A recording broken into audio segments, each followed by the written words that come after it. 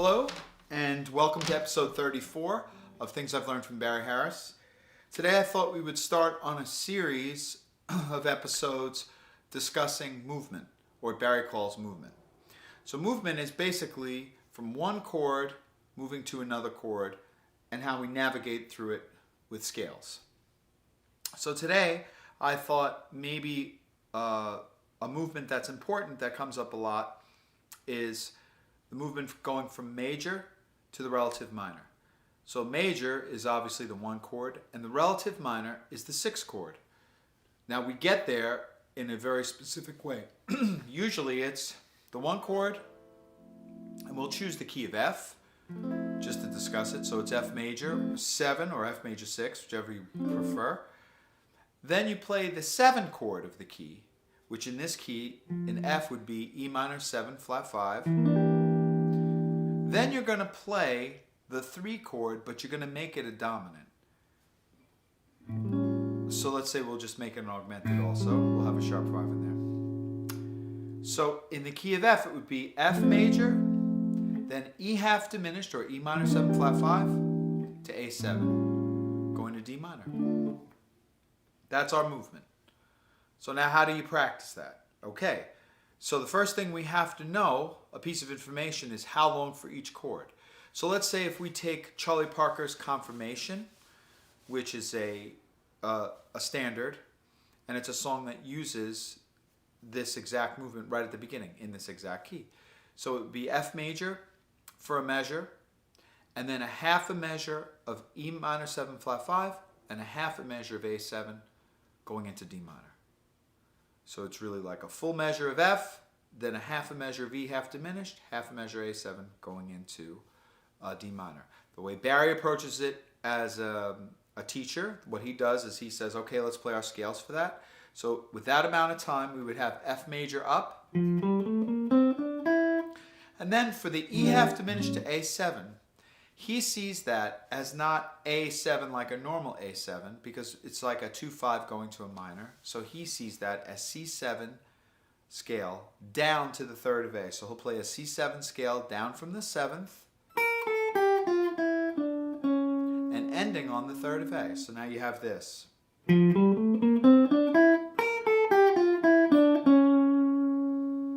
And as a guitar player, you should probably know it in a few different spots. You know, or even here, or even here, just in the 1 octave. So before you go any further with trying to work on things, as a guitar player, you should probably be able to play those 2 little scale passages, which would be an F major scale up, always go up to the major 7th only, not to the tonic, and then a C7 down from the flat 7th to the third of A. And the third of A is C sharp. So right there, that's one thing you should practice before you go any further. Once you get that, and you get that comfortable in your instrument, now we can move on and progress to try to create some phrases with it. So we can use a lot of the theory that Barry's already given us to maybe come up with some things to do. So something that we play on a major, let's say we came up a triad from the tonic. So there's our first phrase. So maybe we'll say,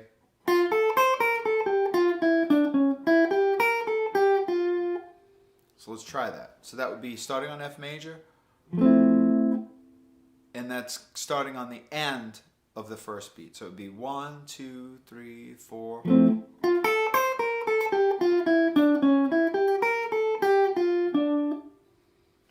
So all I did there was I played a triad up from the tonic, and now I started my C7 scale down.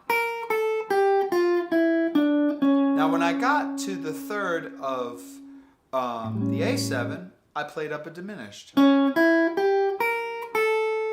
then just came down the scale to the third and then the tonic of D minor.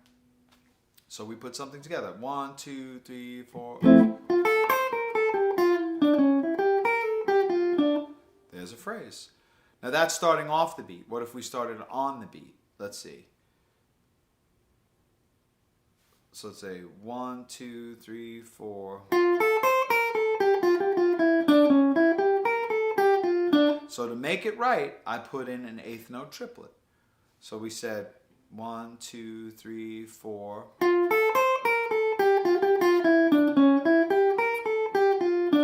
Also a nice phrase.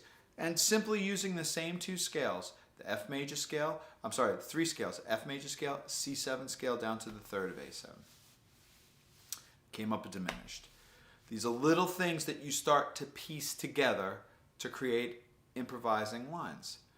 So now, let's start, let's say, on the 5th. Just to see what that's going to sound like. 1, 2, 3, 4.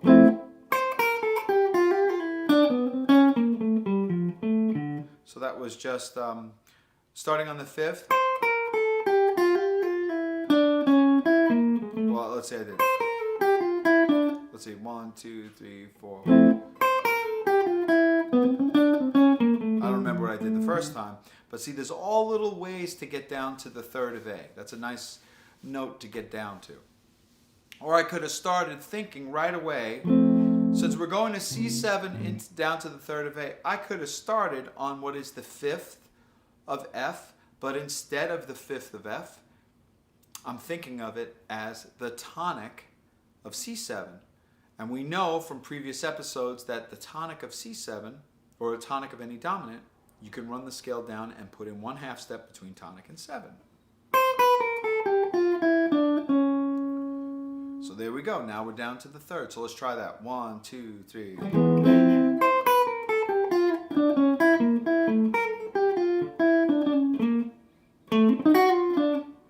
Okay, so let's try now 1/2 step again, but right on the first beat. 1, 2, 3, 4.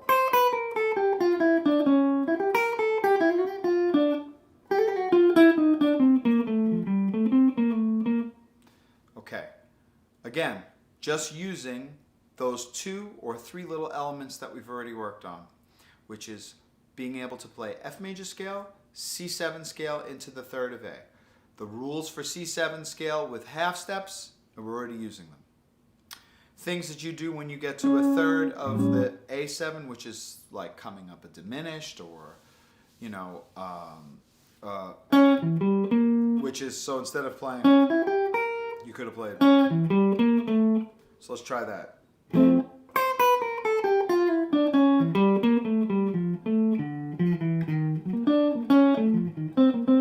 So that was just a pivot, which, remember, a pivot is just taking a thing, starting on a note, and instead of playing up, you play those notes, the rest of the notes, an octave lower. So instead of playing, you play these, and now you start an octave lower. So that's another pivot. We could have done that too.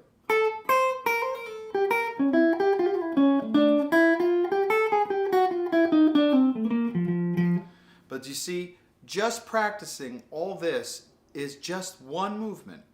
Practicing one going to the relative minor, which happens in a lot of standards. Now, certain songs also you practice one going to the relative minor, and it's a little bit longer. Like if we were in the key, let's just change keys for a second. We'll go down a whole step to E flat, and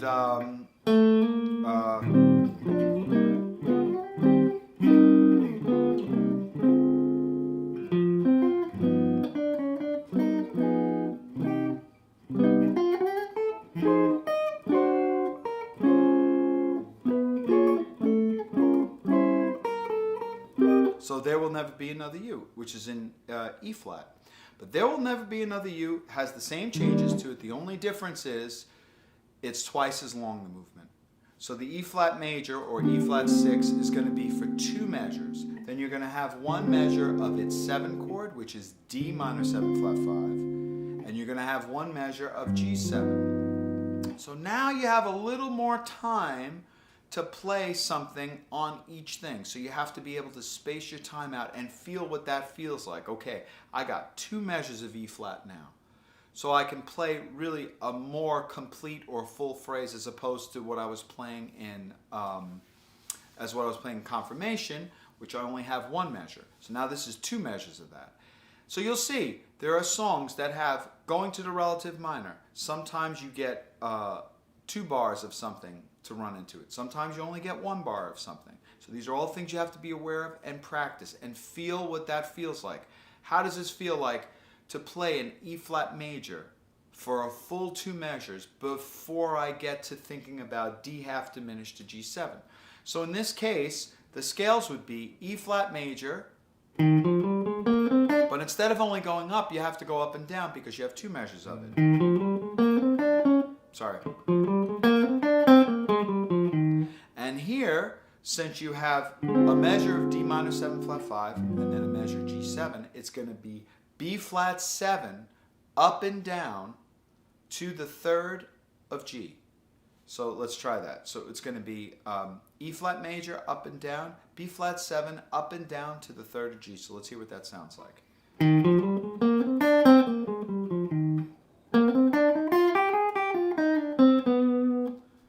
we're going to end on C minor. So in this case, you have a lot longer time to play your E flat major phrase and then a lot longer time to mess around to get down to the 3rd of G7 if that's what you want to do, to play that scale. So let's try a few phrases like that.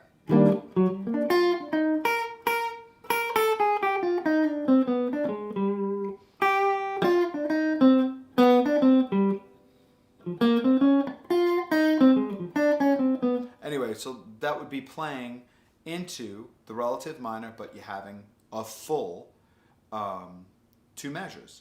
How about if we do something 5-4-3 or something like that? So let's try that.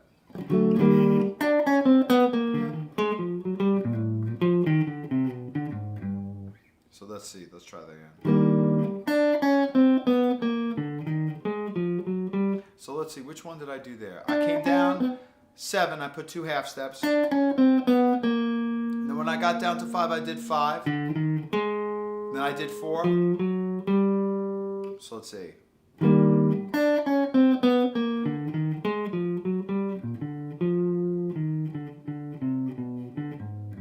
So even after I did 4, let's see, 5.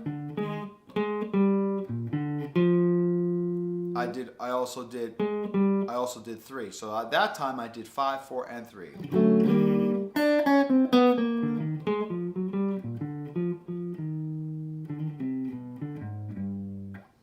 There you go.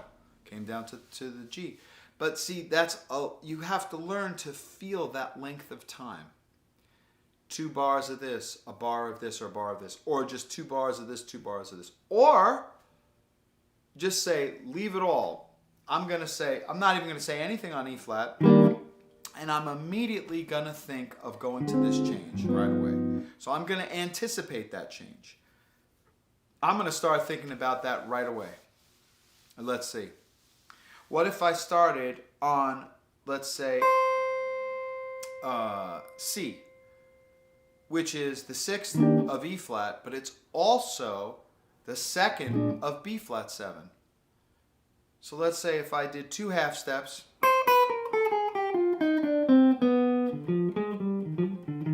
let's try that one. But I got to come into it right. So let's say,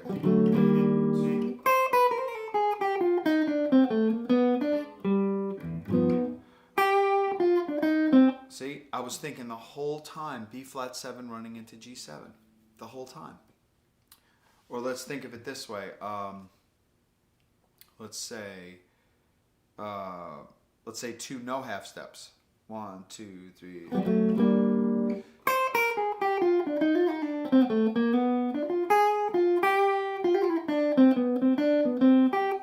See, that's just playing again, just thinking B flat 7 the whole way to G7.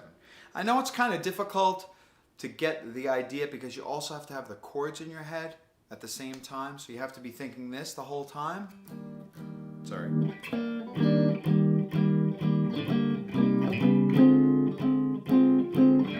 But so you have to be hearing that in your head while you're playing those changes. And then the opposite is true also. Your line should be letting the listener hear those changes. So that is the true art of improvising. It's being able to not only play with rhythm and everything in your head, where you can even just play by yourself. You don't even need anybody to accompany you. Then you know you're really doing it right. Or the opposite is true, where you also have to be able to think of the chords in your head and say, okay, let me make this clear for myself. Where am I in the song? Where am I in the bar? Am I in the third bar? Am I in the fourth bar? Where am I in the beat? Am I in the second beat? Am I in the third beat? I know these things can be a little bit overwhelming when you're first starting, or even as an intermediate, it can be a little overwhelming. And as musicians, our idea is to just strive to get better. But I honestly feel like if you break things down to these type of things, which is, well, I'm going to learn how to play a movement. I'm going to learn how to play from 1 to relative minor. I'm really going to practice that. I mean, there's an endless amount of things you can practice on that. We didn't even get into tritone or anything like that because the video would last for an hour at least. But this is the idea. You take one movement and say, okay, today I'm going to practice going to relative minor. And the reason that you do that is because it comes up in so many songs. This is one of the reasons that Barry considers the standards these perfect vehicles for soloing. Because they truly are. They're perfect vehicles for soloing. That's why Charlie Parker used them. That's why Dizzy used them, and all the great, the great improvisers. John Coltrane, all the great improvisers use these to solo on. So, okay, well, I hope that was helpful. I'm going to continue in this fashion for the next couple of episodes, just to get maybe a foundation for you to start improvising, maybe using some of the things that we've learned in our scale ideas in the past, like from a major scale or from running a dominant scale or playing diminished, and see if you can really put it together when playing changes or playing on a song, or as Barry calls it, playing movement. So anyway, I hope you enjoyed that, and I look forward to seeing your comments and hearing what you have to say about it. Okay, anyway, until next time, thanks.